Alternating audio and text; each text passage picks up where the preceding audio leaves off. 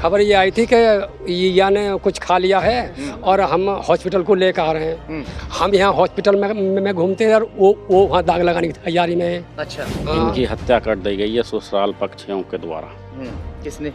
इसमें सभी शामिल हैं, कुछ सलाह में हैं, कुछ हत्या करने में। आप उनका घर देखें, हाँ। इतना बढ़िया घर बना हुआ है, हाँ। इसकी ससुराल वालों का, हाँ। मगर वो लड़की वो इनने वहाँ नहीं रह गई, हाँ। वो जंगल में जो है उस बाग में फेंक दी। अरे हमने इनके हाथ जोड़े, ये बोले कि रिश्तेदार हैं, भाई छोड़ो। हमने भी यही कहा कि भाई रिश्तेदार है, रिश्तेदार रहेंगे। सुनो, इसके अपनी बड़ी भाभी के साथ नाजायज संबंध है। अंजू वाइफ ऑफ मनोज उर्फ छोटू। अच्छा। उसके साथ में सारी कमाई उसे देता है। मैं इस वक्त बुलंदशहर के जिला अस्पताल में पोस्टमार्टम हाउस पर मौजूद हूँ। एक आरोप है कि एक बेटी की हत्या कर दी गई है। पूरी जानकारी लेते हैं। परिजन यहाँ मौजूद हैं, भाई यहाँ पर मौजूद हैं। आप कहाँ से हैं?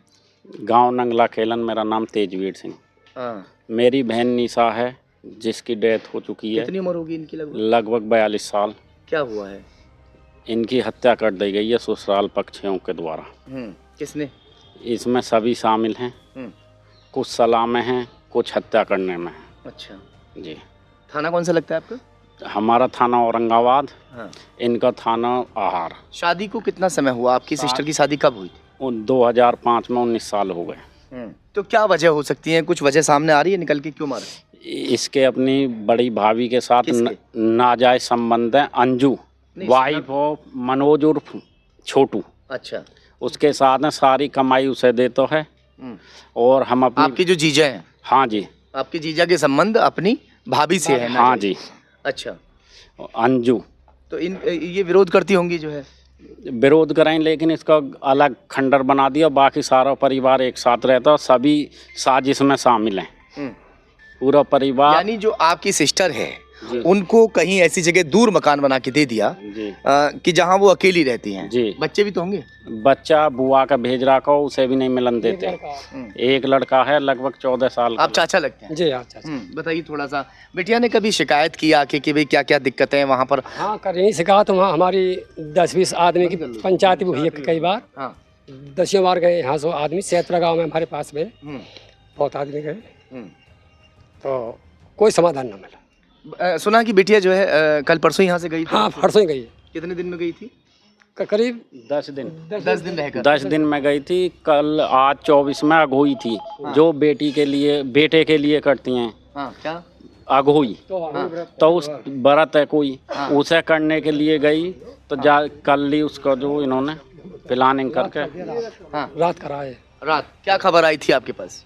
खबर क्या, खबर ये आई थी कि या ने कुछ खा लिया है और हम हॉस्पिटल को लेकर आ रहे हैं। हम यहाँ हॉस्पिटल में घूमते हैं और वो वहाँ दाग लगाने की तैयारी में है। अच्छा। हाँ, यहाँ हमने 9 बजा दिए, घूमते घूमते कहीं नहीं आए वो। तो फिर हम वहाँ पहुँचे, किसी के मार्फत से फोन आया कोई कि ये तो रात ही खत्म हो गई है। अच्छा। तो तब हम गए तो घर पे कोई नहीं था। वहाँ घर कोई नहीं? कोई नहीं, सब भाग गए? सब भाग गए। फिर हमने एक चोट के निशान कहाँ पर जो है मिले? ऐसे गले पे, पीछे गले पे है, आगे गले पे, दोनों तरफ है। बिटिया क्या नाम बताया था? निशा। निशा। उम्र कितनी होगी लगभग निशा? 40 साल। 40 साल। आपसे करीब 20 लगभग 12-13 साल पहले इन्होंने तलाक का फर्जी मुकदमा भी डाल दिया। स्कूल के बहाने साइन करवा लिए मेरी बहन पे के स्कूल में साइन मांग रहे हैं, लड़का को एडमिशन है। ले जाकर अलीगढ़ इसकी बहन है रानी और उसके पति का नाम है हेमंत। उन्होंने वकील से अलीगढ़ से नोटरी करवा लाए, यहाँ कोर्ट में केस गेट दिया। फिर उसका भी जो फैसला होगा, हम पे 2 लाख रुपए का वो दिखाएगा, फैसला होगा 2 लाख में। फिर उसका भी जो यहाँ 1 तारीख। निशा को बेटा नहीं था? बेटा है। बेटा है? हाँ जी। अब बेटे की वो करने गई थी जो है, क्या करने गई? आगोई। निशा का जो पति है उसके नाजायज संबंध अपनी भाभी से थे, इनका कहना है, जिसका वो विरोध करती थी और इसीलिए शायद उसको दूर मकान बनाकर, दूर है घर पे 300 गज गाँव से 300 गज बाहर है। जीजा का क्या नाम है? नवीन उर्फ बलजीत। नवीन ने अपनी पत्नी के लिए 300 गज की दूरी पर एक छोटी सी कोठरी बनाकर रखी हुई थी, एक तरह से उसको अलग रखता था। हैं? भी एक बाग है। बाग में यानी जंगल में रखा जंगल में।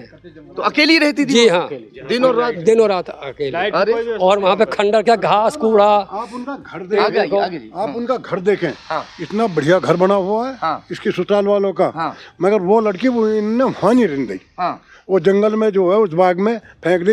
एक कमरा 2 कमरा बना रखे हैं छोटे छोटे, हम देख के आए हैं। हाँ। सारी बात करी है हमने। तो ये विरोध कभी पहले नहीं किया जैसे आप लोग अब सब इकट्ठे हो 3 गए? बार पंचायत में मैं गया हूँ। अच्छा, इनके पंचायत में भी यहाँ गए? हाँ, 3 बार हो गई।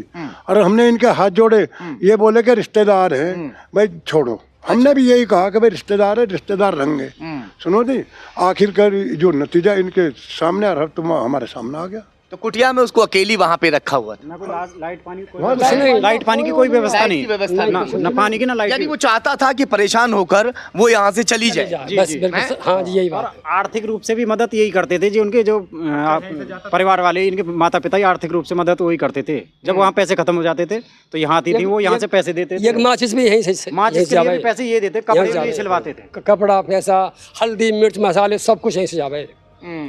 यहाँ तक कहानी। वो लगातार घर पे इन सब बातों को बताती भी रहती थी और भाई वगैरह अगर मिलने जाते थे उस कुटिया को देखने के बाद में बड़ा दिल दुखता था।